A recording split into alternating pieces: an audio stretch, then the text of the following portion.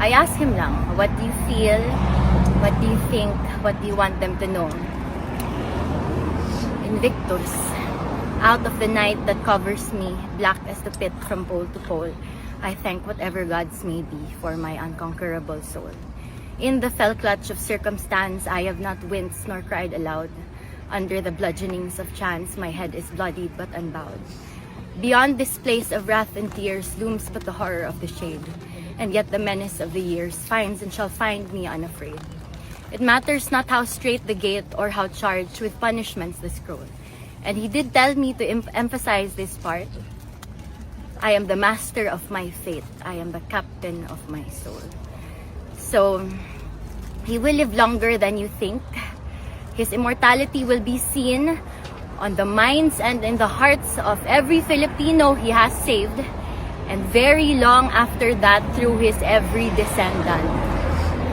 So, if you've noticed, the strongest and most controversial personalities are always either to love or to hate. So remember this, no matter how much you hate PRRD, there will always be someone, no scratch that, there will always be millions who love him just as much or even more. Yes. If you think you will win, no, you will not, because either way, invictus. Thank you.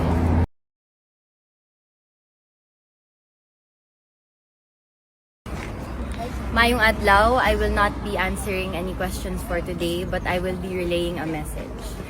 So, the day he was flown to The Hague, I sent my papa on his Viber what I posted on social media that day.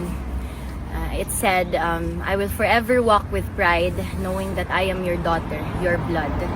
The strength you raised me with will go untamed. I will stand by the promise I made you today. I love you.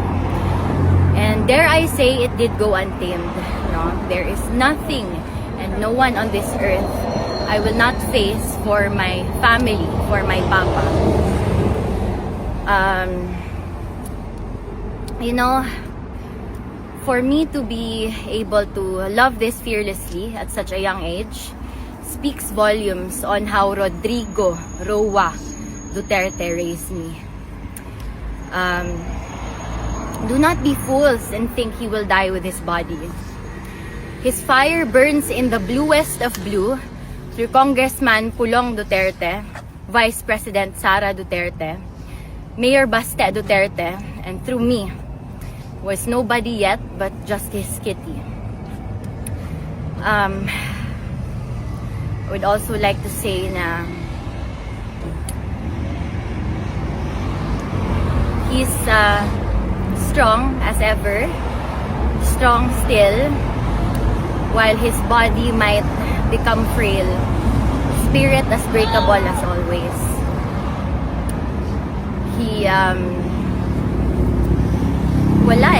I didn't really discuss what happened today, but I asked him lang, what do you feel? What do you think? What do you want them to know? Invictus, out of the night that covers me, black as the pit from pole to pole, I thank whatever gods may be for my unconquerable soul. In the fell clutch of circumstance, I have not winced nor cried aloud. Under the bludgeonings of chance, my head is bloodied but unbowed. Beyond this place of wrath and tears looms but the horror of the shade, and yet the menace of the years finds and shall find me unafraid. It matters not how straight the gate or how charged with punishments the scroll. And he did tell me to emphasize this part. I am the master of my fate. I am the captain of my soul. So, he will live longer than you think. His immortality will be seen on the minds and in the hearts of every Filipino he has saved, and very long after that through his every descendant. So, if you've noticed, the strongest and most controversial personalities are always either to love or to hate. So remember this, no matter how much you hate PRRD, there will always be someone, no scratch that, there will always be millions who love him just as much or even more. Yes. If you think you will win, no, you will not, because either way, invictus. Thank you. Love you, Kit. Thank you, Kit.